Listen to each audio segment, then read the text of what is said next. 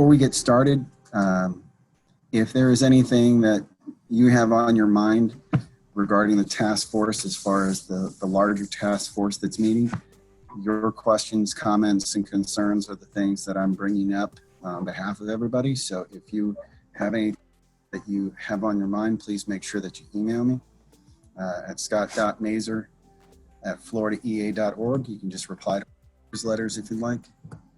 And it is 10:05, so let's get started so we can respect time on this Friday before we go into a restful, relaxful weekend. They're just asking, consulting about face shields. I think it's come up about students that are younger, like clear masks or something, so that facial expression or you can see. So I don't know if that's something that's being discussed. Yes. So I know what I know. Hi, friends. What I know about all this could fill a thimble because we have, and I started saying mine, but I do know that face shields are on order, particularly for teachers in younger grades, for the speech pathologists, and I'm thinking, and even some self-contained ESC classrooms. The hitch and that giddy up, and if you listen to Coco, what she generally reminds us that face shields are not a replacement for masks. And so I think that Dr. Cox is working through some of that right now. But I know shields are in the pipeline. I also know that I think some of the principals have taken initiative and have started to explore, just because they want face shield, so separate from the district's initiatives, the principals are doing some stuff, and they're right now we can't spend any money until July 1st, which is not that far away, but once the P cards open back up, I think that your principals will be also ordering them. But I know that it's on Dr. Cox's radar. And I think that I also saw that there was one from Dr. Wood about if a teacher has pre-existing health conditions and what can be the requirements of the class to wear. And I think that's a Dr. Cox question for next time. So I think for the good of the group, there's questions about individual teacher health concerns related to any number of the criteria that would be a trigger for a high-risk category. And so two things come to mind. One, Dr. Cox is certainly navigating some of this, but also Dina McAllister. If you already know you're in a high-risk category, I would reach out to Ms. McAllister and start that process, just so that you and copy your principal, just so that in the event that you haven't. And you don't have to give really detailed information. You can just say, I'm in a high-risk category, and what are we going to be doing for what am I going to be doing? What are we going to be doing for me and for my students? And I guess the question about masking and non-masking in students and classrooms, that's still all part of the larger conversation about what's going to be mandated and what's not going to be mandated. I know that when the county mandated wearing in any building with a roof, just our general counsel feeling like we as our own entity, we have they do not have purview over our school sites. The county lawyer said they do, so everyone's duking it out separate from us having this conversation. And so I think, there is a significant interest in it. I think really kind of when I distill it all down, I think that it's masking, unmasking, social, all of that is kind of still evolving, and certainly every day it's a new record. And so I think that we are well aware of it, and we are watching from the district leadership level, and are working to be attentive and responsive. I don't know if that answered your question. No, okay. I think bottom line is it's still a work in progress, and we're going to find out where the plane lands at some point in time. And I think, just to be really transparent, like the stuff that we do is kind of like, quote, the easier stuff. The stuff around health and safety really is so evolving. I think some of the concerns we had from the committee, the task force membership this week, and I had not really heard, but when they said I thought about it, is that they're concerned about wearing the mask too long during the day, you know, the flip side of what that looks like. And so I think that's something we definitely need to consider. But at the end of the day, it's the masking thing 6 weeks out is probably we just need to continue to have that conversation.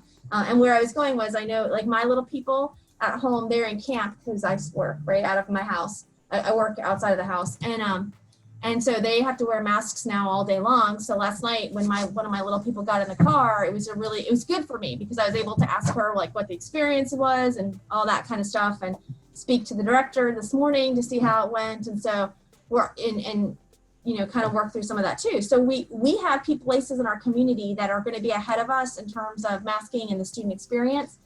And so, you know, I think it's all a moving target. I think that if we made a decision on July 1st, on August 1st, it may have to evolve anyway. And so I think we just keep this dialogue going. Let's see in the chat. Oh, yes. Okay. With that, I know that this morning's conversation is about professional learning. Right. And so with me today are two outstanding educators, Mr. Shane Seifert, who, for those of you who may not know, was a math teacher and former principal at Deer Lake Middle School, and Ms. Susan Walden, who is our professional learning developer / coordinator. Ms. Walden is a former English teacher from James S. Rickards High School, and she brings a wealth of experience as well. And both of them are equally that the best developed teachers in front of them, because we know what the research says about the power of an effective teacher. So with that, Ms. Walden, Mr. Seifert. Good morning, guys. We're going to share our screen with you because we want to kind of go through a 10,000 foot view, and then we're going to get down deeper into it. So we're going to start with our basic cycle that we're going to be looking at. Guys, you're very much so lesson plan based. So you do lesson plans for every day when you're doing when you're teaching for your students. They change on a daily basis according to how your students are doing. And that's going to change a little bit when we move to an online setting for those students that are in the Digital Academy and for those teachers that are doing a blended model, which is kind of what we want everybody to do, because we never know when we may have to pivot and return back to a full-time home setting. So what our professional development cycle is going to look like is the first thing we're going to be looking at is the pedagogy. So what is the difference in your traditional lesson plan type pedagogy and moving to more modular pedagogy? Because when you're looking at students learning online, we know that attention spans are only so much. So the research says that you can only be teaching and expect for students to absorb for a certain number of minutes during that teaching time. So we want to go through the pedagogy and look at the differences between teaching lessons and teaching modules, and moving towards modules for those teachers that are in the Digital Academy, and for those teachers that may be doing a blended model for their classroom, because you could certainly do a blended model. You're going to have Chromebooks for every student, and you're going to have Canvas. And Canvas is going to give you some things that a lot of teachers and parents have been asking for a while, which is, hey, here's my checklist. Every student's going to have a checklist of assignments from every teacher in middle school, their teacher at elementary school, so they'll have everything right there in Canvas. So that's what we want to look at first. Then we're going to move into kind of looking at, now we're going to look at the details. We're moving into one-to-one, which means we're going to go to Chromebook. So we want to introduce Chromebook 101, and then we want to introduce Canvas 101. What does this look like for you? We're not going into the details of it, but we're showing you all of the basics of those so that you get familiar with the sites and so that you're familiar with the device. Because even though you won't have a Chromebook, guess what? that student's going to ask you, hey, how do I do this? So we want to make sure that you are familiar with Chromebook also, so that you'll be able to assist your students. We're not going to be asking you to assist them with anything technical. We actually have hired a white glove service for all of that information, but they may be asking you, hey, how do I get to print? How do I do this? You know, little things. Then we're going to move into more details things. So how does Teams work with Canvas? How can I put this extra support into my Canvas course? And moving those things that you probably already do in your classroom into your Canvas classroom, which is in an online setting. So we're kind of moving in all these circular directions, knowing that, yes, we know we're probably going to miss something along the way. Okay. So hopefully, there it is. Okay. So that first step right there, guys, if you're looking at that first step, is the pedagogy of online teaching, how it's different. The second step, we introduce our one-to-one tools for proficiency. And that means our Chromebook, Canvas, all the pedagogy methods that help us be a good teacher for online or blended learning or face-to-face. They all go hand in hand, but they're different according to which aspect we're doing with students. Step 3 is putting that pedagogy into specific content. So if I'm teaching first grade, what am I doing with my first graders? How does that look in a 6th grade math class? How does that look in a high school biology class? Okay, because there are different tools for different courses that we have, and you all have some online tools that you may be able to put into Canvas you'll be able to assign to those students along the way. Then we're going to look at and evaluate and monitor all of the success and gaps, because like I said, we're probably going to miss something.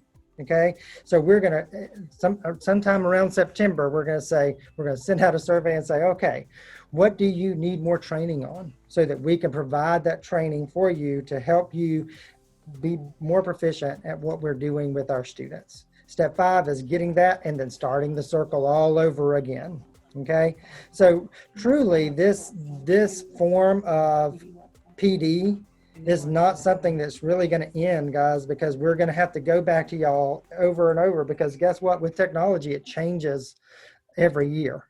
So we're going to make sure that once y'all are looking at things, what do you need, so that we can help provide that PD along the way. So I'm going to turn it over to Susan Walden. We've already kind of created a site, and I think several of you have already gone onto that site. I've seen some of your assignments, and y'all are doing an amazing job. I was like, wow. She was grading and giving feedback to people the other day. So I just wanted to show you that site so that you can see where it is and kind of see what we're doing. And so Scott is actually sharing his screen now. And so we're going to show you, if you haven't been there yet, how to get to it. So on the left-hand side of this screen, if you will scroll down on the light blue section at the bottom, it says LCS Learning Initiative, One-to-One Learning Initiative. If you'll click there. And then there, you'll see on this page, ultimately there's going to be 3 sections. There's a section for teacher resources, student, and parent, because I know we've talked about several times that we're going to really mirror some of the training that we give to you as appropriate for teachers and students as well. But today, since we're really here to talk about you, we're going to look at the teacher resources. And so that's where we can click at next. And there has been a direct link so that you don't have to go through all these steps that's been shared out. Scott shared it out with you last week, and we've been putting it in the weekly Academic Services Weekly as well. So you have this page, and I am honestly learning about web design on this as I go. So I have already identified a few things that as we move along, I want to kind of do to clean it up. You know, this is a build the plane as we're flying it kind of thing, right? And so what you'll see though is that there are now, as we scroll down, the first 3 videos and activities were released last week. And they start kind of with a, you know, just what is online pedagogy, what's different about the online pedagogy. That's why it's called Who's Afraid of the Online Classroom, kind of let's have an honest conversation about some of our hesitations, some of our fears, and what mind shifts we have to go through. Then we talk about curriculum in video 2. So what are some things we already know about our curriculum? Because for me, when I think about teaching online, and truthfully as an online learner, I think a lot of times about, okay, what is the big picture here? What is that big goal? And that's the safest thing we have to retreat back to, right? Are those things that frame the curriculum that we later, put into a vehicle of content and instruction and all that. And then video 3 gets into the actual pacing and timing of instruction in module format. And then during the week this week, you might have seen that there were 2 more videos added, one on rubrics and then one on teacher presence, which really is boiling down to like when you hear these words, synchronous and asynchronous instruction, what does that mean? And then within that, how do I make my teacher presence, if it's not just through video, through anything that you're using to communicate with students, how do I get my teacher presence to be known and to be effective? So that's kind of what's here. And for each lesson that's been given, there's a short 5-10 minute video and then a transcript of the video with linked readings, because I thought it was very important, because this is kind of foreign territory for all of us. I really wanted to sort of cite my sources on, here's where you can go and see more of this, because I think this is an evolving field for all of us in the K-12 world particularly. So there's some associated readings and resources that help inform the making of each video below it, along with a transcript if anybody needs that and prefers that to the video thing. And then finally, there's a little assignment.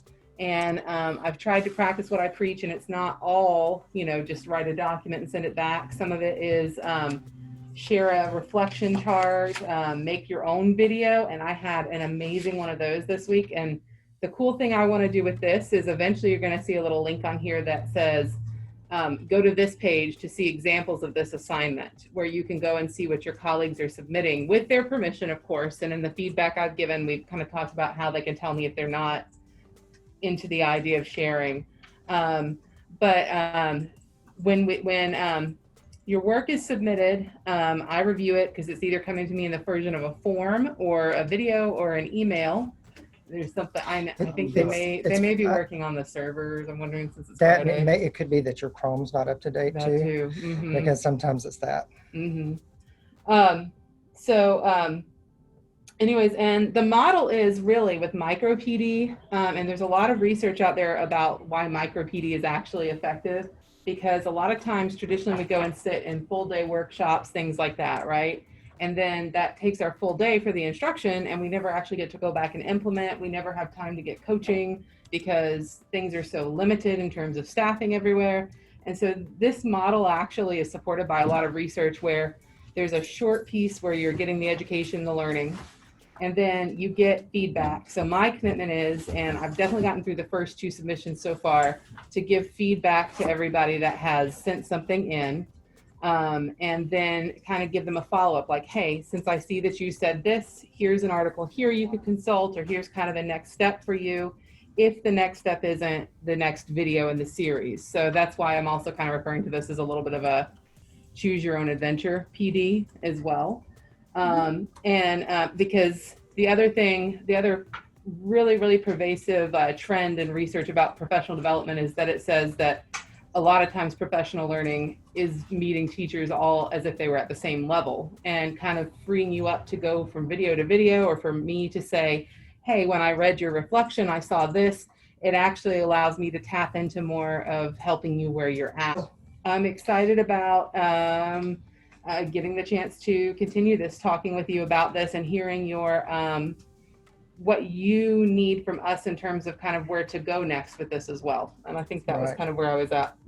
I do think, guys, we've had to rethink professional development, because we can't meet and do traditional, the one-stop shop. And we know that the one-stop shop really, sometimes it works for certain PD, that's okay. But for what we're doing here, we really need to have something that's continuous, that's going to help everybody grow where they need and meet them where they're at. So that's what we think, why we think the small videos with here's an assignment, that we think that's going to be the best bet that we have right now, especially since we can't meet face to face. So we are happy to hear anybody. I know there were several of you that have started the courses. Do y'all have any comments, any questions, anything that we can improve on? At this time, if you would unmute yourself and ask your question. Hey Shane, this is Katie. How are you? Go ahead. You're recognized. Hey Shane, this is Katie. I just got into it, and I'm so sorry. I just got into the meeting. I was having some technical difficulty. Okay. But I came in at the end, and you said that you were doing a model where you give an assignment. I'm sorry, can you back up just a little bit? I'm reading the cycle right now. Yes, on the web page itself, the model is on the web page itself. The model is that there's a short 5-10 minute video that just kind of gives a brief overview of the concept, right? Kind of explains it at a very high level, neutral to platform online and neutral to content area concept. And that video on the website, then below it is followed by a transcript. And that transcript gives you the copy of what I said in case you need that for accessibility to what I was saying. Thank you. And then it also provides like a reading list or resources that I use to inform the construction of the video, and that are extensions of those concepts in the video.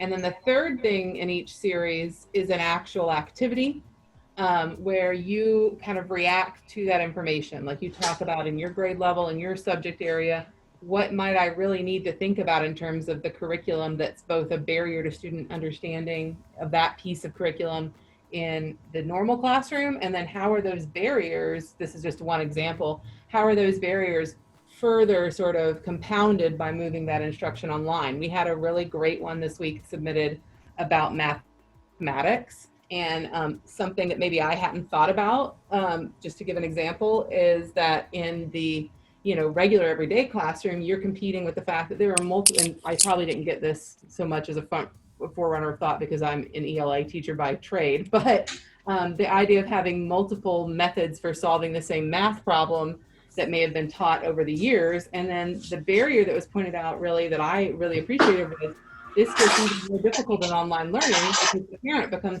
a bigger player. And so there's that compounding problem of multiple methods for solving the problem if you now move that piece online. And so that's sort of the model, is video, then some independent reading and review of some concepts, and then you sort of speak back to the concept for your subject area, and afterwards I will respond to your reflection, and the response usually contains a next step, like a hey, have you thought of this, or just a have you looked at this, that sort of thing, if you don't choose to go on to the next video itself. So basically the idea is video followed by transcript and readings, and then video followed by transcript and readings, and then a reflective activity that allows you to kind of speak about that more specific to your subject area grade level, and then we give you feedback after you submit that with some resources for either next steps, how to hook that into an online tool in Canvas specifically, or just some options of where to go next in your learning. I hope that covered the question. Even though It did. Thank you. So is there interaction like breakout groups, or is this just like a one-on-one kind of model? For now, it's one-on-one. I did have an idea as I was working through sort of the first round of feedback the other day that I think it would be kind of cool periodically to do some sort of open chat on, like, you know what, we released 10 videos. How about we have a session where we talk about what we learned in those 10 videos live to be a little more interactive and give some time for that. And so that was something I actually have already started to think about. If anyone if you guys, I can maybe even put a little poll on the website to see if that's something people would be interested in. That's a great idea. I had started to consider, but I think you're right, could really be a benefit. Yeah, I am learning with NEA to do the Zoom with breakout sessions, and you're allowed to take them out and put them into different groups, and then you do the different things in the same kind of line. I'm Katie Fritz, the LCTA Professional Development Chair. But I like that it's on SharePoint, Shane. Yep. And we did want to put it there because I know it was the last week before we started to talk about this, there were some concerns about this being for you guys, but the public can also see it, and that's something we're all learning. And so it being on that SharePoint, I think it's important to mention to you that is, we did some behind the scenes research to try and make sure that the SharePoint made it available just to LCS staff. Oh, okay. Yeah, when I No send it question. out to my participants for the ESE, we send it out an invite only after they sign up for the SharePoint. So is that kind of the same way? It's sort of the same way. This is just kind of giving access. Like if you have an LCS email, you can see this page. So it's choosing to share the content on the page like that.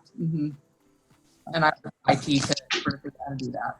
Okay, we have a couple of questions. Going to start asking. These modules will be viewed by hundreds of people, maybe even thousands. How will you be able to read responses and give feedback? What's that loop look like? I know you've got a plan. Right. Yeah. So right now, as the responses are starting to come in on Wednesdays and Thursdays, I have dedicated time to sort of start the pattern of those responses, if that makes sense, because we do want the quality of feedback to be as consistent as possible. But then we have our whole developer team as well that are going to be gradually looped into this and coached on sort of giving that same model of feedback, the same process, so that especially when I talk about the whole, like we want to give you a next step, they can give some of those more nuanced next steps too. And so in all, that's about, 15 to 20 of us. We should be able to manage that pretty well, I think, as it comes in. My goal would always be to keep feedback within 2 weeks at the most, probably a week, as long as it's not like 101 day, if that makes sense. Next question. So the first lesson, it takes the participant to a poll. Is that the first? Are they going to the right place, or is there the person got stuck on that? So Series 1, Video 3 does have a forms survey attached as the activity. So the first 2 activities, one was make a chart, and the second one was to provide a reflection either in Word form or in a video form. The third one maybe is what you're talking about, had you respond to what looks like a poll, but you're really putting your work and submitting it via a Microsoft form, which is one of the ways we want to demonstrate you could even do something like that in your classroom. So does that answer the question? I'm not sure. Miss Jackson. I think it was Miss Con. No, Miss Nicole Jackson. You're thinking. It was Nicole Jackson asking the question. I was trying to attempt the first lesson, and I think in the lesson it said for us to stop and to answer questions in a poll There's that an you. embedded poll in the video. You're right. Yeah. In Microsoft Stream, you can stop and you have to actually restart the video after you take the poll. It plays. Gotcha. I got stuck on that part, so I couldn't. Gotcha. Okay. Thank you. I remember what you're talking about now. Yes. Yeah. So when you're watching that video, you'll come to a point where it says, hey, give your ideas about, and then because the poll is embedded in the video in Microsoft Stream, you have to restart because it's giving you time to go click on the poll. Good Okay. Thank you. Next question is, what is our expectation for micro PD for teachers who are also taking reading endorsement courses and other things? So I think this will probably be a me and Mr. Seifert thing to a little bit, but what I can say is that because it's sort of a choose your own adventure, move at your own pace, that I would say depending on your whatever else you've signed up for, kind of working it in, and we are on that sort of weekly feedback schedule. If that helps at all to manage that. And I think there's no expectation, to be clear, there's no expectation that anybody does this micro PD or anything during this now. We're But simply making it available. But we feel compelled, given everything going on, to make it available as soon as possible. And because we're pushing out because we feel a sense of urgency on our team, but there's not an expectation that teachers do it today, tomorrow, Monday or Thursday or 6 o'clock at night or 2 o'clock in the morning. Like, there's really not. We just want to make sure that when a teacher is ready to begin this journey, this adventure, that they have as many resources as possible available, given our constraint, which is time. And so we're working feverishly. That's been my word all week, feverishly, behind the scenes to get these posted. And so I'm super proud of the work that Ms. Walden and Mr. Seifert have undertaken. And again, so the expectation is you work at your own pace. And if you, and I mean this from, if you need a mental health break and you need to unplug and do, you need to, you know, as a classroom teacher, like the first 3 or 4 weeks of summer, air quotes, I always had a second job during summer break, but I never had a second job just during summer break that was teaching children. I always took my second job as like working in the office as a temp or something, because I needed a mental break from the pressures of school and education and all those kinds of things. And so when I say this, I'm really saying that I hope that you are able to engage in the content in a way that's meaningful for you. So if you are refreshed and ready to go and you want to look, we've got content for you. If you need a break, we've got content for you when you're ready to re-engage. If you are an individual who's like at this point in my life, I get anxiety if I don't feel like I've got things under control. And right now we're all collectively living through this really traumatic experience. And so doing concrete actions reduce anxiety. So if you watch a PD a day and it reduces your anxiety, then rock on. Like, so this is really about you. And our vision is that we are trying to meet you where you are when you're ready to learn. And so really, I think that's an overarching philosophy. It got that kind of lens guides our work. And so I think I hope that answers that question. Ms. Resnick asked, are these mandatory? You know, I don't think that they're not mandatory today, and they're not mandatory long term. I think, however, that there's a quick start guide to Canvas, and there is an expectation that everyone will be using Canvas next school year, 2021, particularly because if we get sent home in October, and whatever that looks like, whatever our governor believes or doesn't believe, we know that we want everyone to feel comfortable, because when we go home, when we retreat, that's what the superintendent is, then Canvas and the content on Canvas will be the platform that we use to instruct students if everyone is back home like the were for last school year. So there's not a mandate at this time. There are things like Quick Start Canvas, which is a 30-minute professional development tool that's been put out by Canvas on their Canvas YouTube channel.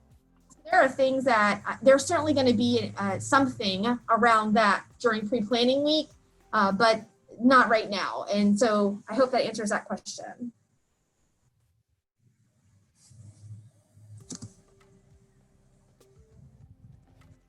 And Mr. Wolgamuth, your URL question had to do with PD lessons? He said he got it. Yeah, he got it. Okay, okay, so just to make sure we're clear, so there's some questions about the platform, and so I want to, I'm gonna again circle back. I see Ms. Chasen's asked some questions, and others about the platform. And then we're working on doing a class demo and things like that. So yes, all of that is in there, but I'll speak to that more as we get through. So, I couldn't get the poll to work in the first video. I tried all 3 ways in the video on the website using the QR code. If I'm unable, okay, got it. I answered. All right, very good. All right, guys. So so we interrupted you guys. No, I think we're good. Yeah, I think that when it comes down to what Jillian was talking about during pre-planning week, I mean, because of the expectation is that we will be utilizing Canvas because of the fact that we don't know when we will pivot and retreat, that we will have some sort of mandatory type of training for Canvas because everyone will need to know how to utilize that platform. So that is not in this yet, but what we're trying to do is get you ready for that, because for those teachers that want to do a blended module, everybody's going to have Canvas readily available to them, even if we never retreat, you know? So. And for teachers that take the time this summer to go through the PD, will they still be required to do the mandatory part at the beginning of the year, or is there a way So to what opt we're out trying in to some do way? is we're looking at trying to make PD playlists. And so what it would be is a list of little mini PDs. Mhm. And some of these mini PDs that you're seeing may be on that list. And if you've already done those, they're checked off. So that's how we're trying. So that's what we're looking self-pacing basically for the most part. at. Yes. Okay. I'm gonna go back up and I'm gonna come around and socially distance so I can take my mask off. If that's okay, that way I can just answer questions. And Ms. Walden, will you moderate the chat room Yes. and let them like pepper me with questions so that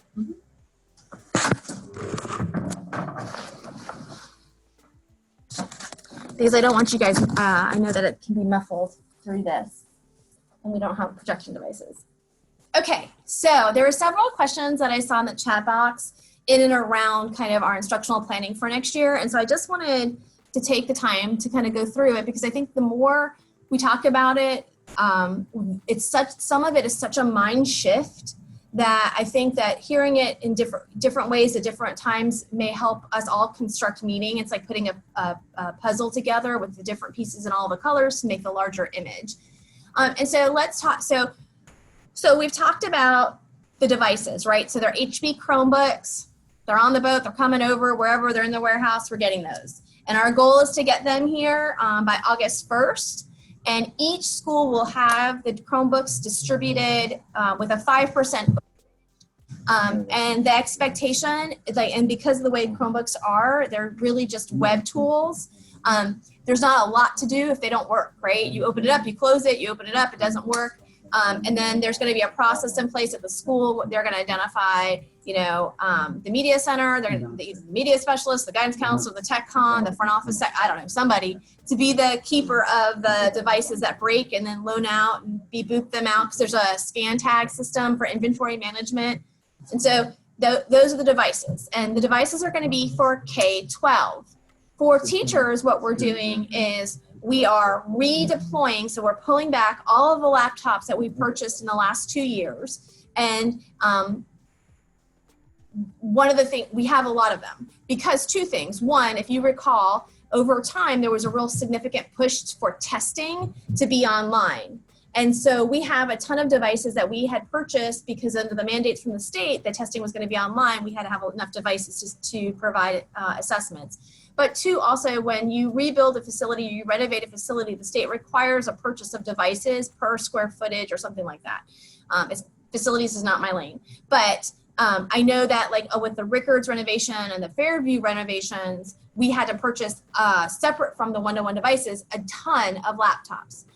And so those will be pulled back in, maybe not even literally, but through inventory management will be identified and then redeployed the laptops to teachers. The Chromebook isn't really robust enough for a teacher. Certainly you can, I have not put one in my hand yet, but when they come in, they're coming soon, right? That we will, those are not, they're not meant to be teacher devices, right? Teachers do way more powerful things needing than the Chromebook would allow for. And so that Chromebook is the student device. Teachers will get a laptop or a portable device for themselves to use. Okay, so that's like the device conversation. And we, are getting weekly updates from Justin, and he's the go-between between us and the vendors. And so the vendor who's providing is called CDW. The people who do the repairs are called TIG. Both companies are industry leaders. We've been working with them. CDW we use for years in our district and are used throughout the nation. So we feel comfortable with them. Then to put on top of these devices is the learning management system. And so the learning management system, and as Justin, from last week, we talked about, the key word there is management. So the learning word really talks about the management systems to be used in educational settings. And the system word is that it's really applied over over the device, right? And so you can open up a Chromebook and it'll get you to the web, but then it's just nothing more than a big phone. What the learning management system does is it organizes that device and the instructional work that the student does. So what that looks like, and that you push out as teachers, what that looks like in terms of Canvas, which is our learning management system, it is best in class. We've had it in our district for several years, particularly at the high school level, to meet the needs of the online graduation requirement. In economics and in Hope and other courses. And so Canvas is used K-12. Now I know, put a pin in that, pre-K. Pre-K is a little bit messy because ESC pre-K, think of pre-K students in two veins. ESC pre-K students are part of our pre-K-12 initiatives, and they receive services under IDEA because we provide services for children 3 to 20 and young adults to 22, 3 to 22. Pre-K students are different because they are, the state of Florida does not recognize distance learning or a platform as an appropriate tool to instruct pre-K, VPK students. So we're working through that right now, and Ms. Bruner, who is working closely with the Office of Early Learning at the Department of Education and others to see how we can kind of fill that gap. With that said, so pre-K is going to have devices. They are, we're really working towards getting a tablet kind of thing and not a Chromebook. Chromebook is trackpad, Chromebook is keyboard. For a 4-year-old, I have a 4-year-old at home. It's not gonna work. So we're working on that right now. So that's the learning management system is going to be put on top of it. But the learning management system is really a shell, right? It has tabs for assignments and calendar functions. It has, a collaboration tool. It's got a repository of information, a catalog. That's the Canvas Commons.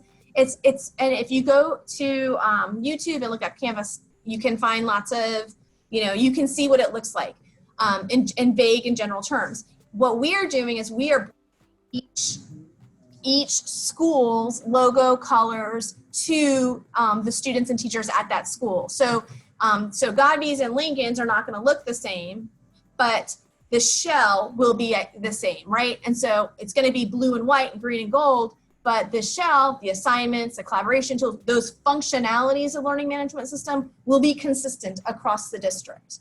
And so that's important to know. But Canvas in and of itself is just a management system. It's just this thing that you put on top of it. We also have to load content. And so if we think about what content is, that's really when we thought about what happened in the last 9 weeks, that's really this 96 tiles, right? At the elementary level, content includes iReady, Lexia, Go Math, Think Central, Connect Ed, Science Weekly, Brain Pop Junior, Science Fusion Online, music, all of those pieces and parts. And so that is content. What's going to happen is students are going to go in and they're going to go into ClassLink, which is our single sign-on, and they will have a Canvas tile, and they'll click on that Canvas tile, and it will take them on their device to the Canvas Learning Management System. And inside the Canvas Learning Management System, there are going to be a couple of things. One, based on the student's schedule and focus, it interacts with Canvas. They will have tiles pushed out to them based on their schedule that we tie, right? So we know if you're in 3rd grade math, you're in Go Math. The digital version of Go Math is Think Central. And so that tile will appear, those links will appear to the student in Canvas. But what we do know is that most of our instructional materials, their content is rather flat, because our instructional materials were really meant, particularly in the adopted core series, were really meant to supplement instruction, not necessarily to drive instruction, right? And so some of the supplemental materials like iReady, they are supplemental, they're not core, but those really are meant to, if you think about the way they're organized, right? They're adaptive, they have videos in, like Brain Pop Junior, they've got videos embedded, they've got assignments embedded, that's a much more dynamic learning experience than maybe just a textbook online. So what we've been working on is creating instructional, and I think the word creating, is bad. What we've been working on is leveraging relationships around the United States to pull more dynamic content into our learning management system. So what that looks like is, and so some of you may have heard, like one of the things we're working actively to do is to negotiate a contract with Florida Virtual School for their online content, right? So they have aligned to the Florida standards, to the best standards, to the whatever, Sunshine State standards, Next Generations, whatever, right? They have their content, they're a public school system. And so, and everything they do is aligned. And so we're working on pulling that content. Now you may see in the news, Florida Virtual Schools giving things to school districts for free. What they're giving to school districts free is their textbooks. They're not giving textbooks. They're not giving their assignments or their assessments. And so essentially what that would mean is for a teacher, they have to go in, learn that textbook, write an assignment, do the assessment, right? Nobody's got time for that right now. So we're negotiating with Florida Virtual School to get not only their textbooks, which are free because the governor is making them do that, but also their assignments. And so that negotiation, we have to negotiate with them because Florida Virtual School feels like that's their intellectual property, the assignments and the assessments, and that we need to figure that out. And so that's what we're doing, like last night, this morning, all that kind of stuff. So we are pushing forward to get that content loaded in for AP courses, for certain electives that we already offer. So what we did is we took in our district, and this is maybe a little bit in the weeds, so forgive me, but I do get excited about scheduling. We have what's called an adopted course file for our district. Unbeknownst to you, every administrator has to create an adopted course file for their school. And then that course file is matched with all the other course files from all the other schools, and we create a master.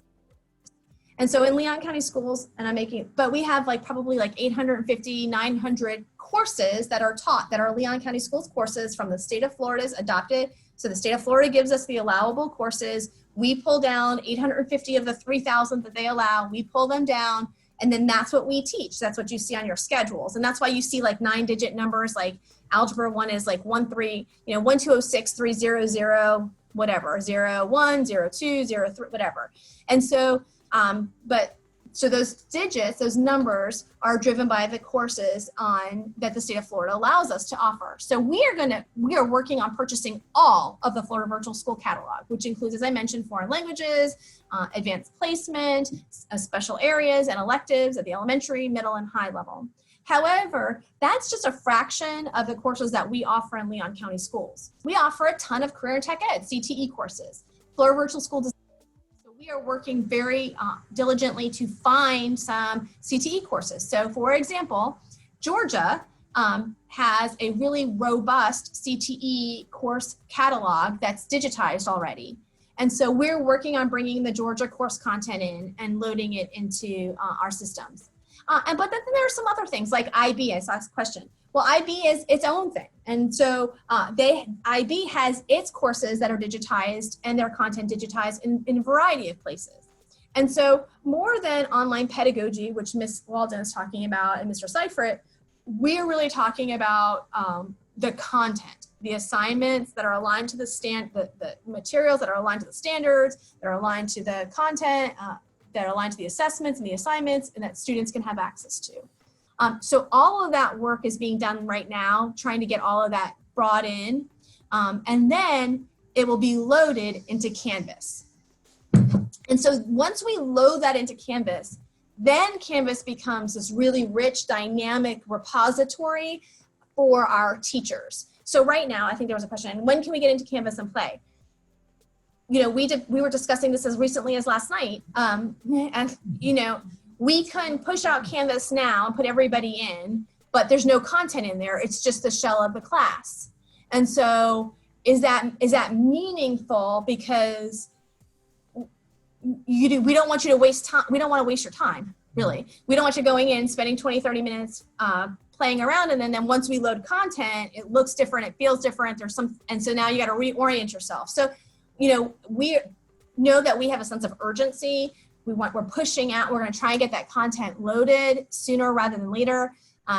We got the contract last night for FLVS. I sent it last night. I got it like 8:21. I read it, sent it over to our school board attorney at like 8:35, and we'll be working all day today on that. And so it's my hope that when we have our agenda review on Monday or no later than Tuesday, I'll be able to publicly talk to the board about this kind of stuff. So anyway, that's the content piece of it. So I think there were some questions about There are two questions I see that are really kind of laptop or device related. And one is, if schools use booster fund money to purchase laptops, will those be taken back and put in the inventory for LCS, or are they sort of still a part of the school? And then another one about devices, will they be distributed to Title I schools first? So the first question is, I don't know the answer to that. Generally speaking, those are purchased at the school level, and they stay at the school level, right? And so I'm not in technology management, but generally that they're not on our inventory to begin with, because they're inventoried at the school level, not as part of the district technology inventory, which is kind of like it sounds like a silly answer because like Roberts is part of our district, but really when you're purchasing with that kind of money, it's purchased out of principal discretion or through the PTO. And so it's purchased and stays there. And so that's that answer, if I understand that question correctly. The question about devices to Title I, are you talking about student device? Say the question again. Chromebooks. They want to know if the Chromebooks will be distributed in Title I schools first, or would that be considered? So I think, my understanding, these are a couple of things. My understanding is all 32,500 are arriving at the same time. If, however, they arrive in a staggered schedule, then I think that Mr. Williamson, in coordination with school management, have developed a distribution schedule prioritizing high need schools first. With that said, I think that Digital Academy students, regardless of school, will get devices first because 100% of their instruction is going to be delivered in a distance manner. So to answer that question, I'm not the device person. This is what I think I've heard in meetings that I've been in. That's not necessarily like people have been talking around me. So don't be like Jillian Gregory said. Mr. Williamson is the person, but certainly you can ask the email williamsonj@leonschools.net and he'll get back to you. But that's what I think I understand today. So the K-5 kids, as it is understood by the person commenting, and their name is cut off, I'm sorry, it's off my screen, but as they understand it, the devices are going to be left at school in K-5 is the plan for now. Mm-hmm. And they want to know, has anyone thought about having the students in K-5 take those devices home on the weekends or holidays, just in case there's an unexpected need to retreat? Yes, I think that is absolutely part of the conversation. Mr. Williamson and Ms. Crawl are she's the executive director for elementary. They've been negotiating this and working this. You know, I think from my seat on the bus, which I get is limited, like my lens is really curriculum, teaching and learning. So I don't really have to deal with the school management side, but you know, it would seem to me that if you're our hope is if you're fully integrating Chromebooks into your instruction, you may be assigning homework in your Chromebook or homework that can only be accessed in your Chromebook. And so particularly in fourth and fifth grade, right, there's a significant shift in how school work at home occurs between K and 1 and 2 and 3 and 4 and 5. And so I think that that's all on the table. And I think that that's a decision that's going to be made later. But the absolute 100% intent is that at any point in time, if we retreat, that students are that the students have the devices at home, K-12. Will Canvas be the only tile available in ClassLink, or will other tiles be available? Other tiles will be available. However, the district managed tiles we will be expecting those to be managed through ClassLink. So for example, I'm trying to think of one, like Nat Geo Kids. If as a teacher you use Nat Geo Kids in your classroom and your TechCon has pushed that tile out, your kids could still use Nat Geo Kids and that will appear in ClassLink. However, Nat Geo Kids is not a district supported application. And so we would not be pushing Nat Geo Kids through Canvas. I hope that answers the question. This will really illustrate those applications that are district supported and those applications which are teacher selected or school selected. Well, I'm just going to follow up. That was my question. Okay. Just because I know how many tiles they have already available to them, and I wasn't sure if this Canvas was a way to lessen what they saw or if it was going to be in addition, if that makes sense. Yeah, so I think you will see a reduction in the tiles they see by virtue of the core being pushed through Canvas. Okay. Right? Like Connected will be behind Canvas, which is the math stuff. What grade do you teach? I'm sorry. Second grade. Okay, so like Go Math, that's what I was asking. So like Connected for Wonders and Think Central, that'll be behind Canvas and we'll push it. So so if those were on the tiles, I think, this is what I understand. If those were on the screen and the tiles, they would be behind in Canvas. But Lexia, which is not a district one, would not be necessary. Okay. But email Justin Williamson. I'm going to email Justin Williamson to clarify and make sure I'm not a liar. But this is Just to add that there's Thank you. also for you to go in and take some of those tiles off so that only the tiles that your kids need can show up. so what Mr. Seifert was saying is that through teacher management or school management, there's a way to manage the number of tiles that are seen by students. And so Right. We have to go through our IT person to do it. Yes.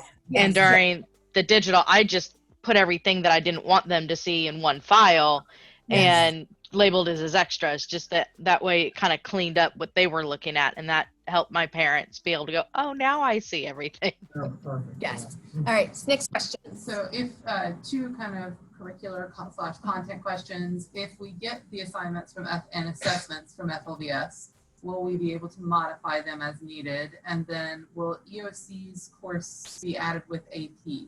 Okay, yes. So let's talk about the first question. So the content we're loading from FLVS is the package. So if you had a test that was 20, if Florida Virtual School has a test that's 10 questions and you wanted 20 questions, you would not be able to add 10 questions to the FLVS quiz. You would make your own quiz and you can copy paste, or you can write whatever questions you want, or if you already have your own tests from before that are saved in a Word document, you load it into you just upload it to Canvas, publish and save and publish, and it's out there.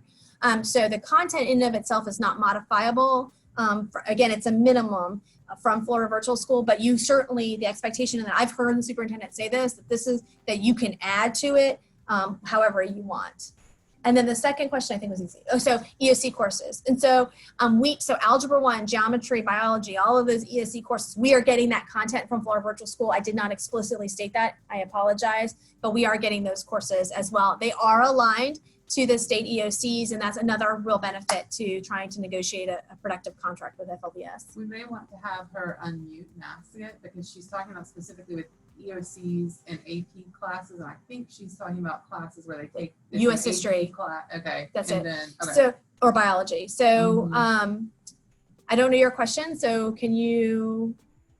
Shraddha, did we answer what you needed there?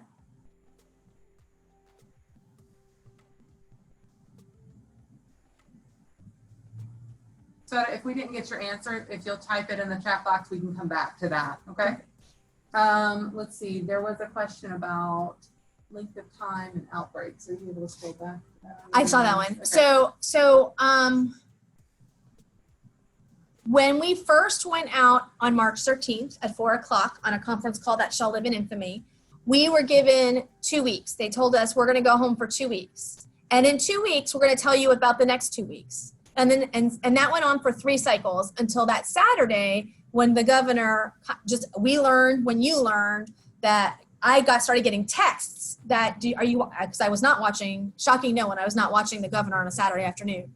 And so so that's when, and I learned that he was closing schools when everyone else did.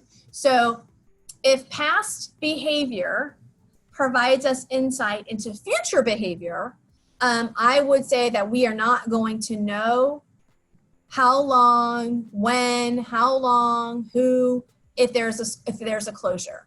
I think what they're trying to get to is It's lesson if there's plan. a school outbreak, how long would that school be out? And would that school be out for a certain number of days, or would a class be out? That's a Dr. Cox question. I apologize. So I don't know. I know they're talking about it. I'm not in the health and safety meetings. That's a question. So just to make sure, Mr. Seifert mentioned to me, if a school had an outbreak, and the school was closed, how long should I make lesson plans for? 2 days, 5 days, 3 days? What does it look like? And so here's what I want to share with you, and I think could be helpful to answer kind of the essence of that question. Because I think the essence of the question is, I want to plan for something that I can't control, right? I want to plan for an outbreak. What can I do to do that? And one of the things that we're doing, and Mr. Seifert is managing with Ms. Walden, is these instructional pacing guides. And on the instructional pacing guides, we will have matched our standards with our textbooks, our instructional materials, with the content from Florida Virtual School. And the power in that is that if, and they're electronic. So if we get sent home on Friday at 4 p.m. for Monday, you can, and even if you don't follow our pacing guide, let's say you do what you think the scope and you prefer a different scope and sequencing, the power is that you know the standard you're working on. You can find it in the instructional focus calendar, and then you can map, and it's already going to have been mapped to the content online.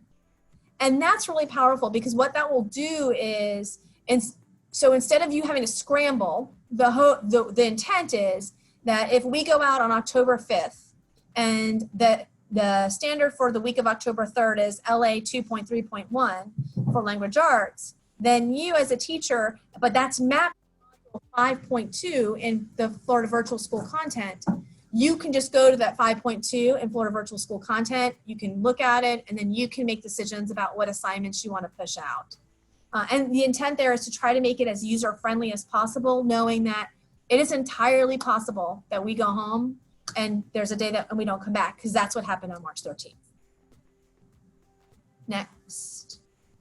We had a couple questions about, can the micro PD be put on Canvas? I think Shane typed in an answer, but just for the benefit of everybody, we will eventually get to that. Okay, we'll so eventually get to a point where yes, so where we are on the micro PD, and again, because we have a sense of urgency, is we're putting them in like these places where everyone can access it now, i.e. websites. But it is absolutely our vision to take all of that and place it in Canvas for everyone to access. So Canvas really will be, as a teacher, your one-stop shop, except for attendance, will be your one-stop shop to get all things related to instruction. And so, but we don't want to wait for Canvas to go live with the content and Canvas to go live with the courses to get you that mini PDs, to get you those mini PDs. And so that's really why we're using these other ways, like, the links and all of that kind of stuff. But it will absolutely migrate over, and that's where we will, and Canvas Commons, once we get in there, there's a ton of stuff in there. will focus teams and Canvas talk to each other? Yes. So Focus and Canvas speak to each other in terms of students' names, student courses, those kinds of things. We are working on, and we have other districts who have already done this, so it's going to happen. It's just it's one of the things on the list, on gradebook passback. So if you give an assignment in Canvas and you grade the assignment in Canvas and you assign a grade, it gets pushed into Focus, so you're not double entering. And that's different, right? So our virtual schools, our teachers who teach virtual school in years past had to double enter. We're working right now on a solution, since we're doing this K-12, to really do a gradebook passback. So Focus, both for grading and for the purposes of courses and students, they are integrated and they talk. When it comes to Microsoft also integrates fully with Canvas. So when you talk about Teams is one of the applications within Microsoft. Microsoft PowerPoint, Microsoft the entire Office suite, emails, calendars. They are part of the Microsoft suite. Microsoft suite integrates seamlessly with Canvas. So what that looks like is, if you want to give an assignment on August 13th, you put in an assignment, you type it into Canvas, and then there's like a calendar function. It's just like your Outlook calendar. You assign it, you push it out to your students, and it populates the student's to-do list. And so the student, when they log in, they see August 13th, assignment 1.2 due. And so there's that integration there. And then, and so for Teams, it's fully integrated with live instruction and with assessments and assignments, and you can break out, so you can go into Canvas, you can have a class, you can do small group intervention through Teams in Canvas. So you assign Jillian Gregory and Susan Walden and Shane Seifert to the Bluebird group, and Scott Major and Miss and Dina McAllister to the Redbird group, and you can have your breakouts in there. It's all managed that M in the LMS. It's all managed through Canvas. Zoom is also part of Canvas. Zoom is not our district preferred live instructional platform, but we recognize that we are meeting people where they are. Many people use Zoom particularly, and we have shared with Microsoft, true story, about only seeing 6 or 9 tiles, the Brady Bunch, but we know we want to see more. And so, so Zoom also interfaces with Canvas. And so what it would look like is August 13th, this assignment is due. It's a Zoom. It's a drop down. You pick Zoom. It pushes out on the student's to-do list. It becomes a link. And on your to-do list, it becomes a link on August 13th, 10 o'clock in the morning. You click on the link and it takes you right to your online class, your live instruction or this classroom. Will instruction in the Digital Academy be synchronous, asynchronous, both? Yeah, so in the Digital Academy, there are, the question is, in the Digital Academy, will instruction be synchronous, which means at the same time, asynchronous, which means at different times, or a combination thereof. And so just to be super clear, there is an expectation that live instruction occurs in the Digital Academy. It is not going to be like the last 9 weeks of the school year. For some teachers, they did live instruction. For some teachers, they did not. In the Digital Academy, there is going to be an expectation that live instruction occurs. So what does that look like? Live instruction would occur through Zoom or through Teams, just as we're doing now. And so you would, let's say, and I'm making this up, on Monday, you are introducing a new concept. And so you could say 10 o'clock in the morning, what's in the concept? I'm teaching X. And you would push it out to your students and they would click the link if you're doing a Digital Academy, and you would be just like this and share your screen and type in and teach that content. Or you could be looking at, that Y lesson is always a barrier lesson for students. So you're going to do some live instruction around a challenge, something that you already know is a challenging lesson that students have struggled with for years. Every time you teach it, they struggle with it. So the idea is live instruction will occur in that way. At that time, you can absolutely record yourself. And when you record yourself, you can push out that recording. And that push out recording can occur in a couple of different ways. If you're doing it in Teams, there's something called Microsoft Stream, MS Stream. And so that stream is where you would get a URL, you would push it out, publish it, and get a URL and link it on your page or push it out to your students. Certainly Zoom, they have recordings. We're all familiar with that. This is what we're doing right now. And so that would be asynchronous. So Miss Gregory on Monday morning at 10 o'clock is teaching this thing, this X. And then, little Susie can't make it. And so because for any number of reasons, little Susie's math teacher is doing something at 10 o'clock. Well, she's going to record, but I'm going to record my class so little Susie can see it at 11 o'clock or 12 o'clock. Shane coming in at 10 o'clock is synchronous. Little Susie watching it at 11 o'clock is asynchronous. So there's absolutely an expectation for synchronous learning to occur. And there's also going to be an expectation for asynchronous learning to occur. And so what that could look like in just broad terms is maybe live instruction, like Monday, Wednesday, Thursday. And then maybe you're doing small group breakouts, interventions, or acceleration. We haven't really talked about that a lot on Tuesdays and Thursdays. And then on Friday, it's just is catch-up day, right? Oh, I haven't heard from Jillian this week. What's going on? Hey, those kinds of things. But that's just kind of, that's just really to give you a sense. Nothing is set in stone yet, but that's really to give you a sense. I'm going to kind of group the questions I think about the Digital Academy together. Yeah. Right? And so will Digital Academy teachers be doing one grade level or multiples? And then would teachers be given a period in the day without students present in the room to teach the Digital Academy? So all of it. I say that I'm being just super transparent. We don't know the number of students yet who will be electing a Digital Academy. And until we know that number, it's really hard for us to say, this is what it's going to look like. And I know that's not a really, it's not a pleasing answer, but it's a truthful answer. So let's talk about all the different iterations and things and ways that the Digital Academy teaching experience could look like. So first off, the Digital Academy classes are class size, for core class size numbers. So if, for example, in a school, an LSU elementary first, you have 25 students who elect the Digital Academy, and they're distributed across grade levels. More than likely, one teacher would be facilitating learning for all of those students, understanding that we do school-wide average, but that it's entirely possible that a teacher could be doing K-5. Remembering that you're not really doing lesson plans for Digital Academy. That's already been loaded for you. The scoping and sequencing are done. You're really facilitating students through the course. Let's say in that example, you have 36 students sign up, and it's not going to work exactly like this, but you've got 18 of them K2 and 18 of them 3-5. In that example, 2 teachers would do it, and would be K2 and a 3-5.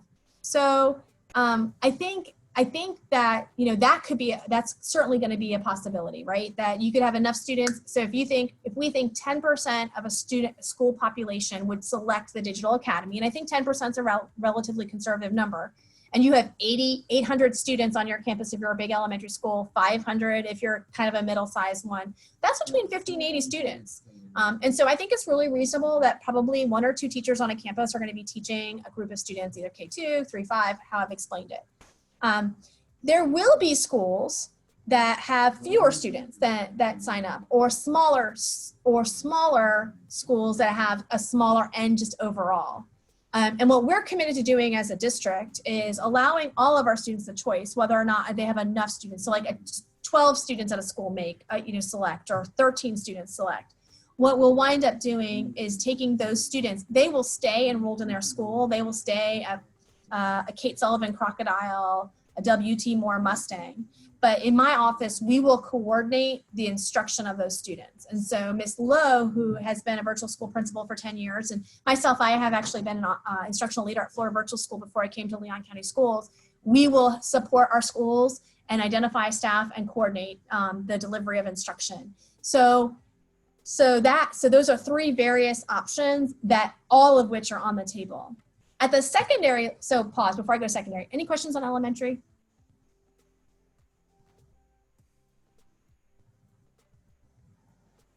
Jillian, I don't know if you saw my latest comment about Digital Academy teachers.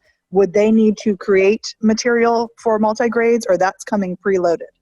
That's coming preloaded. So all content K-12 for core is going to come preloaded. Do they have the option of designing additional items if their students need them? Okay. Absolutely. Absolutely. So the vision is that the content that's loaded is a minimum expectation. Like we don't want anybody to, it would be our hope that nobody would have to build the plane. With that said, we know that like steel drums, I keep using it as an example, I'm going to probably have a hard time finding course content to load onto Canvas for steel drums. True story. But but for elementary courses, we're going to be able to, the content already exists. I know for the library, it's Florida Virtual School has a robust catalog. And so we'll be able to load that content. So the teachers would not be expected to create that content. However, if a teacher wanted to differentiate instruction, if there was an intervention they wanted to do or accelerate instruction, that's absolutely within the purview of the teacher. They can do that. Ms. McAllister, you have a question? Yes, Ms. Gregory, I want to make sure that teachers understand that the Digital Academy does not mean you're working from home. Okay, I'll get to that. Okay. And so for the elementary folks, do you have any questions about what I've mentioned, the 3 possible scenarios? And I'm sure someone's gonna think of a 4th one, but this is kind of where our head is today. Okay, shifting to secondary, because I've seen a couple of questions come in there. Oh, but to address, so I think one of the questions was at the elementary level. So if I'm teaching all day face-to-face, am I expected to do Digital Academy? No. The superintendent's been super clear that the face-to-face teachers are face-to-face teachers, and the Digital Academy students are going to go to the Digital Academy. And if there are not enough students to make their own class at a school site, Ms. Lowe and myself are responsible for coordinating the instruction and making sure. So I hope that was a helpful answer. Secondary. So in secondary, it's so it looks a little different, because even though our little bits at elementary take courses, they actually have, this is no surprise, like 14 periods in their day or something crazy like that. And at middle and high, we know we do 6 periods plus a 7th for an optional 7th. So we're really talking about these 6 periods. So if we're at a school, again, what's going to drive it is students. It is entirely at our secondary schools. Our secondary schools, non-Woodville, non-Fort Braden, because they're small, but our secondary schools are pretty big. And so again, if we're talking about 10% of 2,000, that's 200 students. If we're talking about 10% of 1,000, that's 100 students. And so it is entirely possible that there will be enough students to make a section for English 1 or English 2, English 3, or English 4.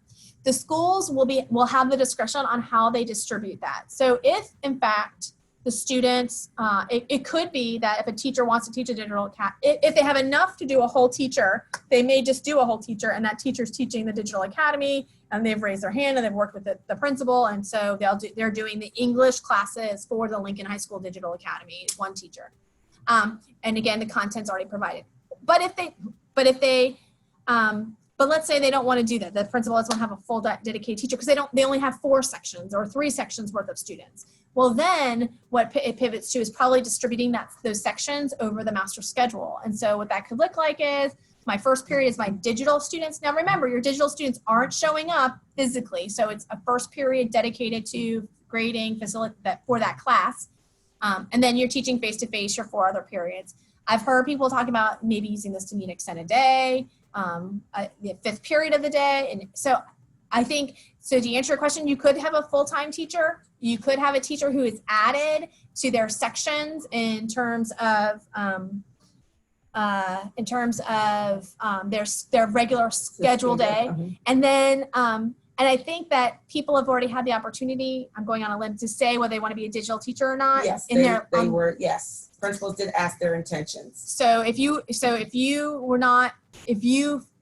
my understanding is that some form or letter went out with letters with intentions for next year. And if you wanted to be a digital academy teacher, you raised your hand virtually in that way. So, but if you have,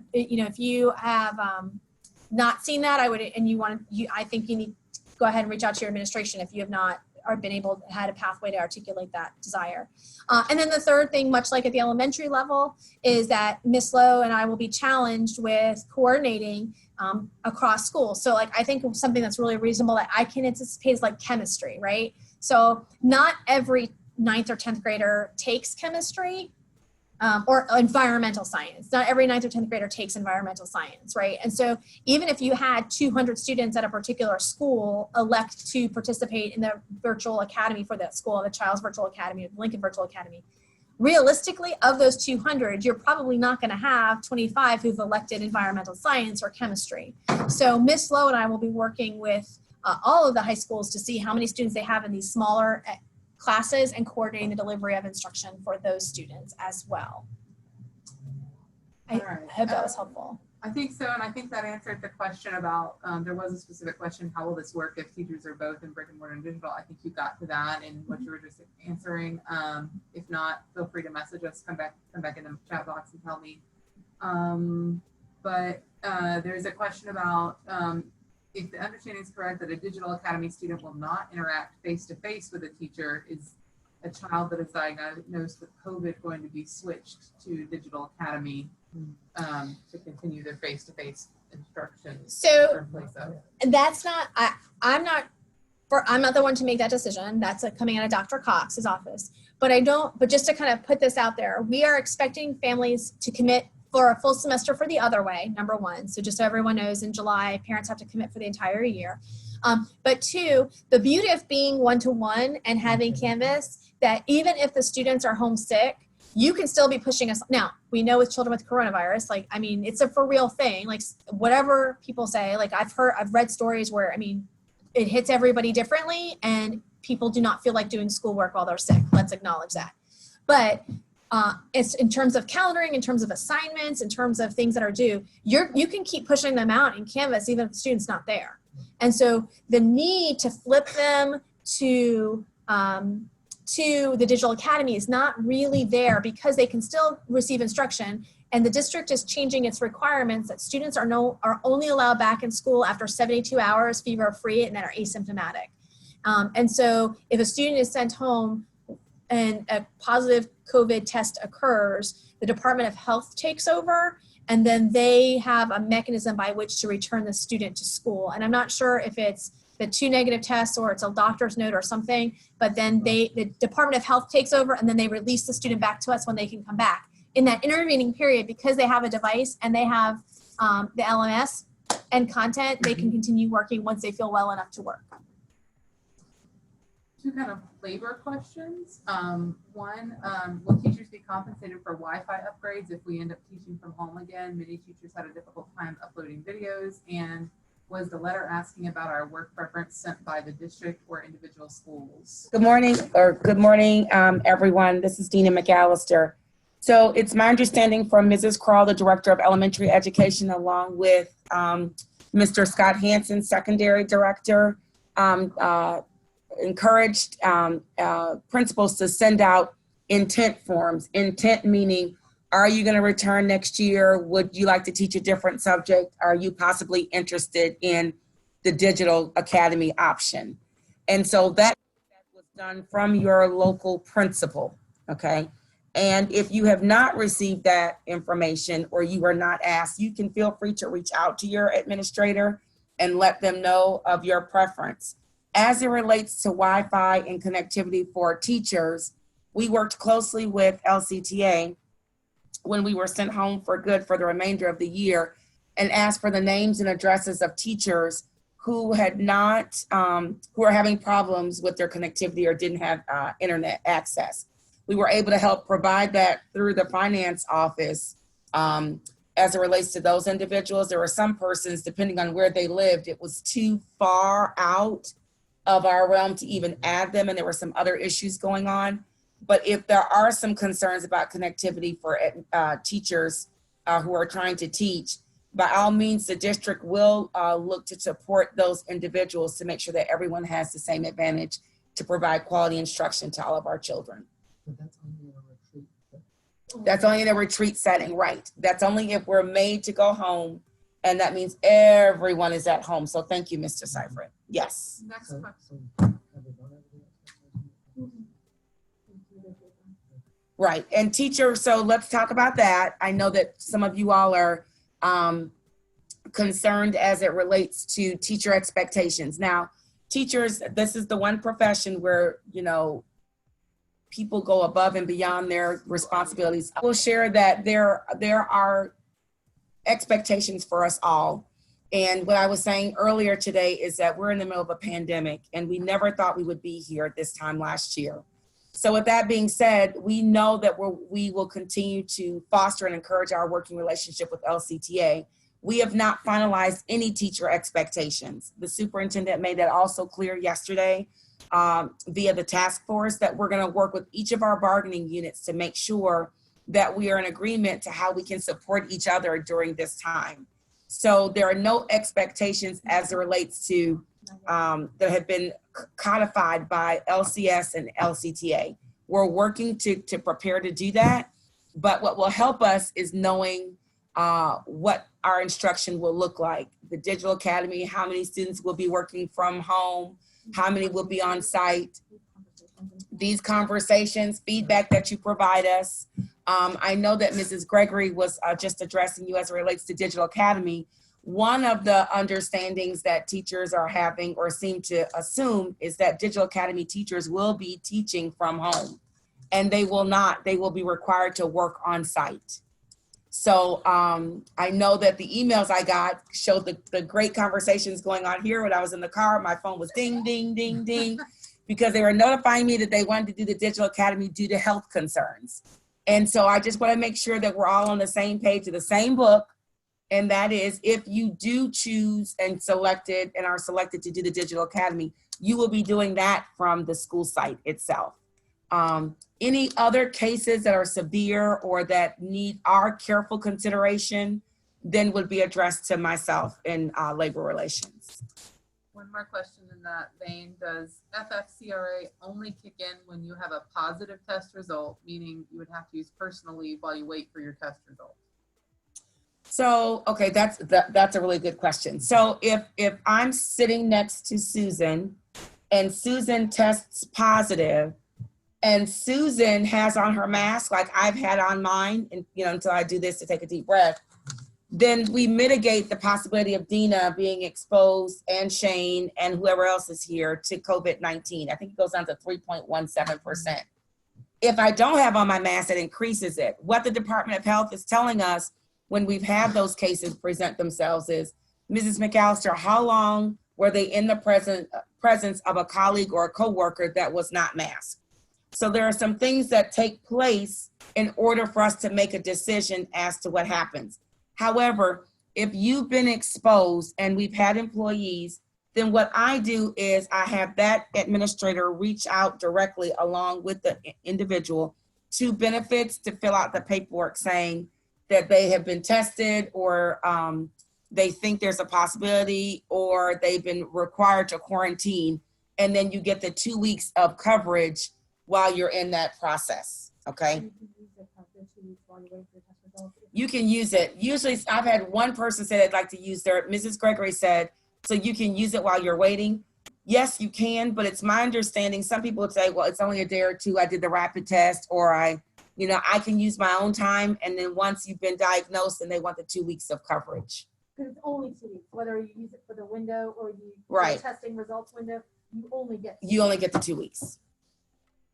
So there's not a mandate for us that they take their own leave, but No, there's no mandate that there's no mandate that you use your own leave. In fact, I say protect as much leave. I'm very cautious about encouraging people to say, I'll just use my own leave because we're in an unprecedented time. Who knows in the fall? There could be something in your family, an extended family that you will need to use that coverage at that time. So I'm very cautious about encouraging people to say, I'll use my own time. I think those are probably the only questions for Ms. McAllister for now. Back to Ms. Gregory too, that I think we can answer pretty quickly. Ms. Shoemaker was asking earlier in the chat about ESC teachers. Will they be able to see the content of students in Canvas? And I think we did talk about that a little last week with Justin about the TA role in Canvas. yes. Okay. So in Canvas, so for our students on regular pupil progression, that is those students and who are ESC. So in general, they take like a learning strategies class or on the consult model. What we can do is we can TA as teacher into another teacher's room so they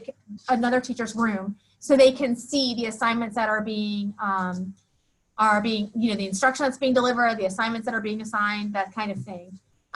We are in the process of taking our content that is tied to access for our students on the access standards and uploading that also to Canvas and to providing support for our ESC students with significant cognitive impairments. We're working with Ms. Bruner, she does pre-K and she does ESC curriculum, and she and her team are working on that and developing content to push into Canvas for our students who are on access points. And I hope I got to your answer, Ms. Shoemaker. Then the next one, if FLVS has a lot of content, a lot of courses that we don't have, does that mean we'll be able to add courses to our schedule we had not previously offered? I do not think they offer courses that we don't offer, other than maybe like creative photography at the middle school level. I don't know if any middle school offers creative photography. So the answer is potentially yes, but I don't know that that's really a significant thing. So if we go into, this is about the Digital Academy and curriculum content. So if we go into full retreat again and we have to teach virtually, I think, can we talk, basically the question is asking, can we talk a little more about how FLVS might be a benefit in that situation? Sure. So the benefit to FLVS content is that if we're in full retreat, rather than, let's use an elementary example. At Buck Lake, let's say the 4th grade team was saying, use Think Central for math. But at Hartsfield, the 4th grade team just tore out the page, tore out the pages of the Go Math workbook, and the kids did the Go Math workbook pages. And for Braden, the students just did some Khan Academy videos the teacher put on their website, and then some teacher made work.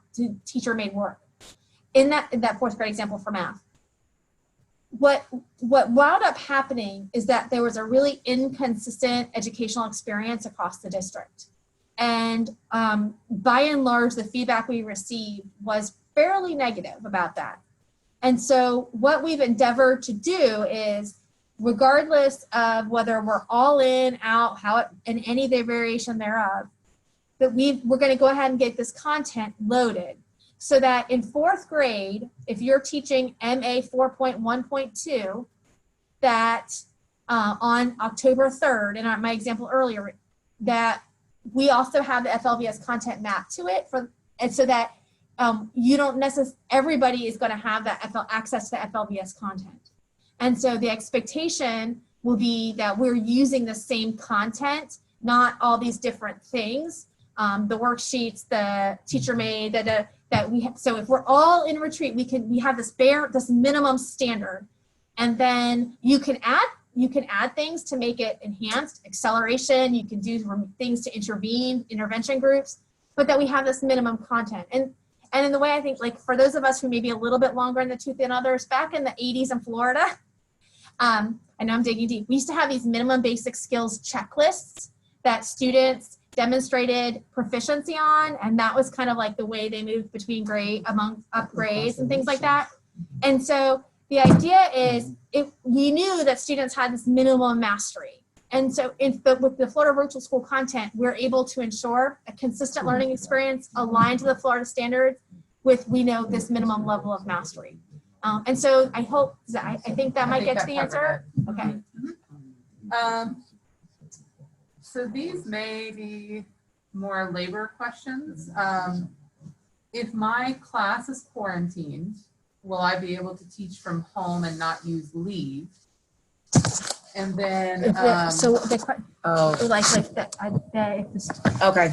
those are, okay, say that again, Susan. Sure. If my class is quarantined, will I be able to continue teaching from home and not have to use leave to do so? Okay, so if your class is quarantined, I mean, the district, we would have to look at that directly, but we're not going to penalize the teacher for something that's out of their control. That will never be our response. We'll never penalize teachers or support staff or employees for something that's out of their control. Yeah, you'll probably be quarantined too, so you would be using district leave, right? Yeah. For those teachers who are concerned about returning during the pandemic, what types of leave would they be eligible to use? And I think that's probably asking in light of the fact that there is no work from home option. Right, that's also a great question. We'd have to, again, this is a case-by-case issue. So I'm going to be very frank, okay? So I just want to make sure that we're clear, because I know one of the things that brings out, the one issue with coronavirus, as I'm looking at WTXL on my phone and the number of cases, we all know that there are people with pre-existing issues, health issues. But I want to be clear, a lot of us have pre-existing health issues, right? So what I try to explain to several people is, many people across the United States are diabetic. That is not a pre-existing issue unless there are complications to your health as a result of something else occurring because of your diabetes. Many people are asthmatic. If you have had some recent asthmatic issues that are going to be triggered from additional et cetera. So there are some underlying issues that at first glimpse, it doesn't mean that you're required to stay home or be isolated. But if there are complications as a result of your diagnoses, that's when the labor office will kick in. The options for leave, then I would work closely with the benefits department, who's led by Pam Faulkner, and we would look at the options that these individuals have. There's no designated COVID leave based on your pre-existing issues. It's done case by case based on your doctor. So I just want to be clear, because we do have people who are currently working at the district office who have spouses who have MS, who are going through infusions, who are going through cancer treatments. We have employees who are doing that. They have high risk on their door, or they are still coming in, making sure they wear gloves instead of going gloveless. Like, I'm gloveless now, but when I get out and go to the gas station or the grocery store, I put gloves on. So there's some precautions that we will help our employees take in order to help with their safety concerns. But in terms of there being a separate type of leave based on your pre-existing issues, this is going to be done by case by case. And then they teach what does teaching in isolation look like? If they're teaching in digital time and they go to campus, are they going to be in their classroom? Oh, that's a good question. Ms. Gregory said if you're teaching in isolation, like if you're a digital academy, you will have a space, either a classroom or a designated space on site that's fairly isolated that you'll be teaching, because of course you'll be up in front of your camera like me, animated. You'll have to have that opportunity, that space where you can free flow and let the information just come on out. So this is back to content.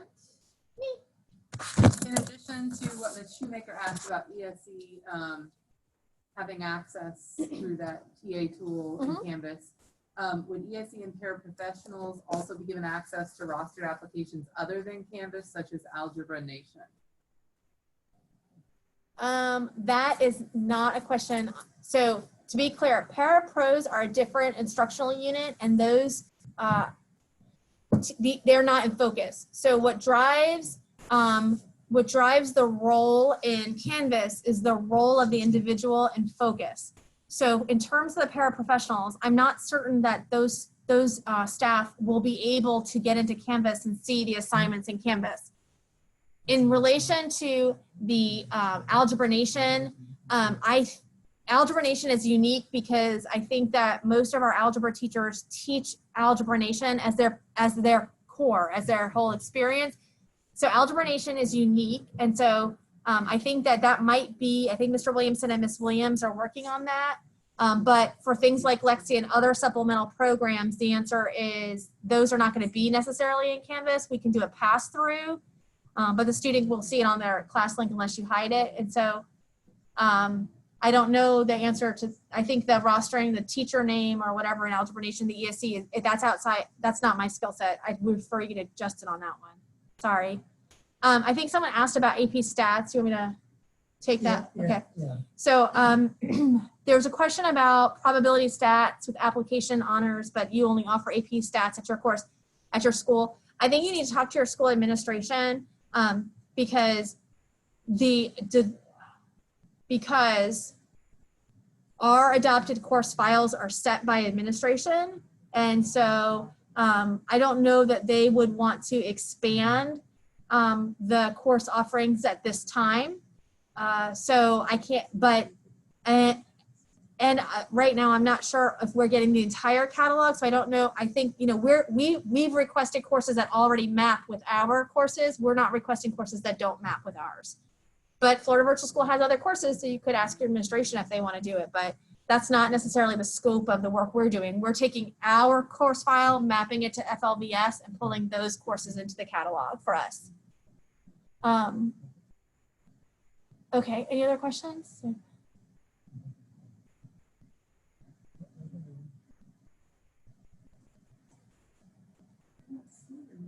Okay, there was a thank you. Okay. All right. So kind of as we wrap up, next week we are off, and I hope that everyone enjoys their 3rd of July. Oh my gosh, the 4th of July holiday. P.S. I was a history teacher. The 3rd is good too. Yeah, we hope the 3rd is good, but I was a history teacher. So I really hope that you have a wonderful time over the holiday weekend.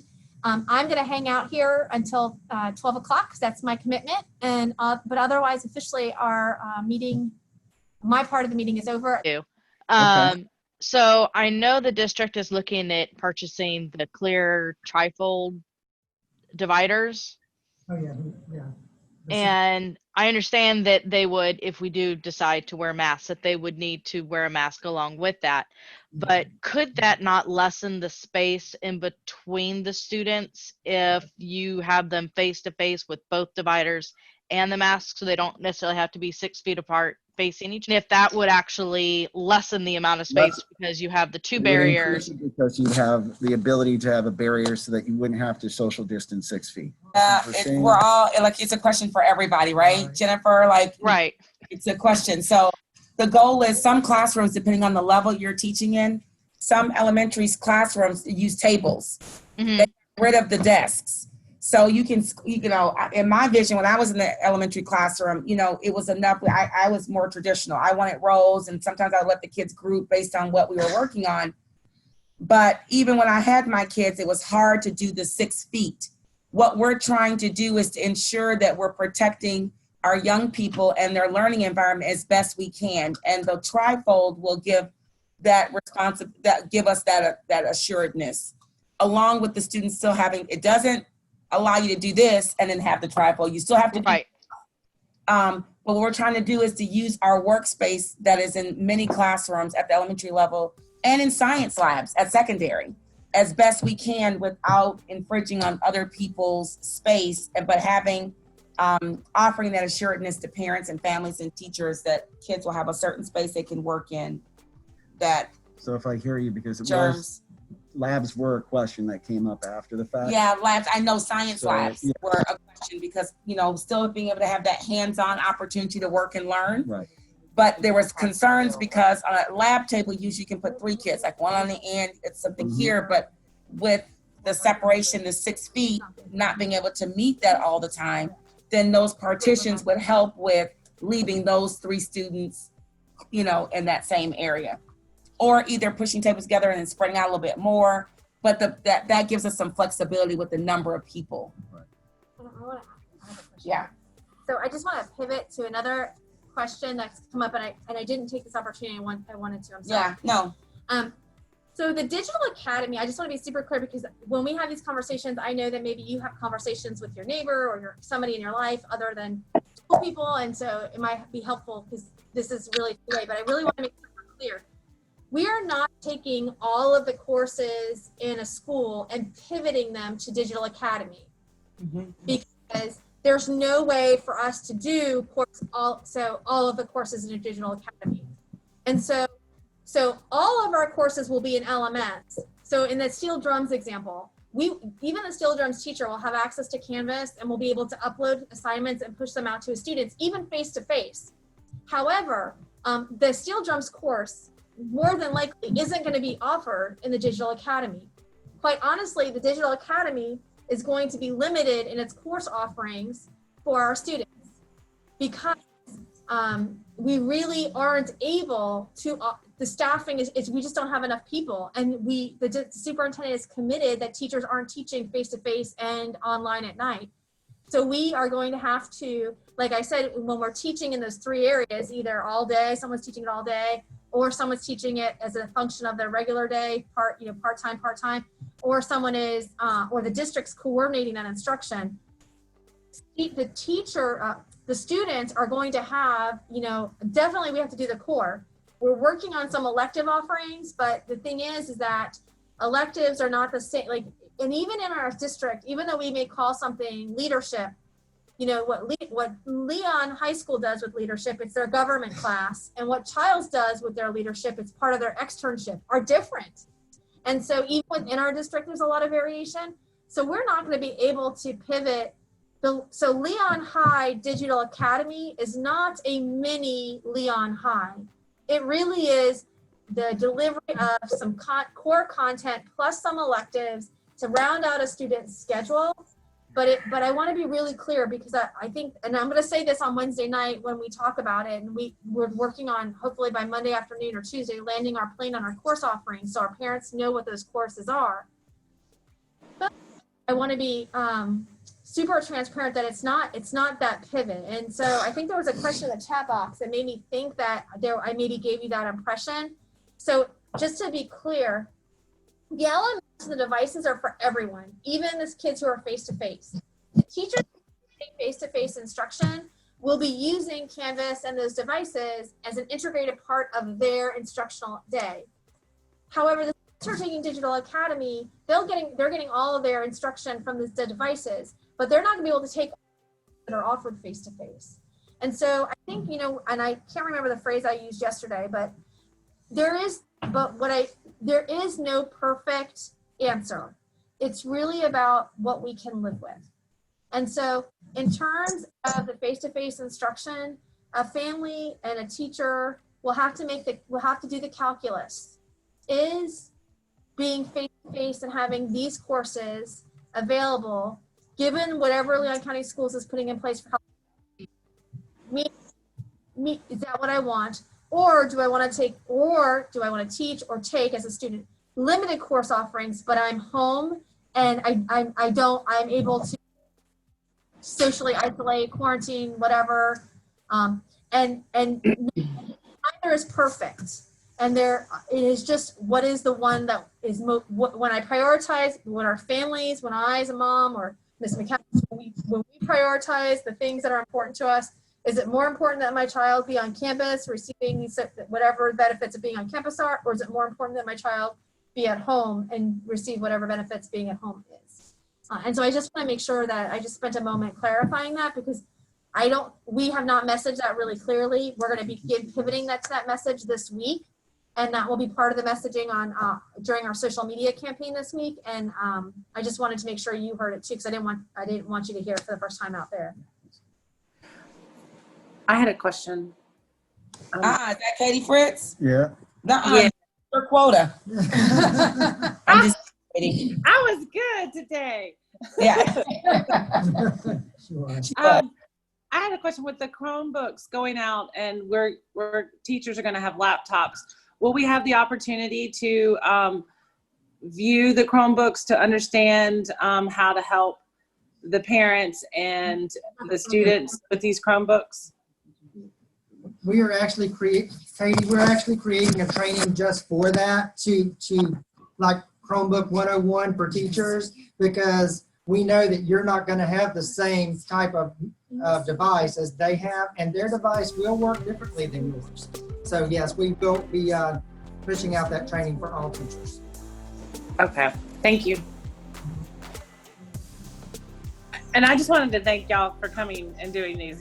These are really informational and really showing the collaboration. We are glad to do it. We're happy to. Thank you, everybody. Enjoy the break. We'll be back after we get through July. Happy 4th of July, and be well. Take care. Thank you, Leon County School. Here, Dean McAllister, Shane Seifert, Jillian Gregory, and Susan Walden. So we appreciate the superintendent's support for these and your willingness to come out on your day off.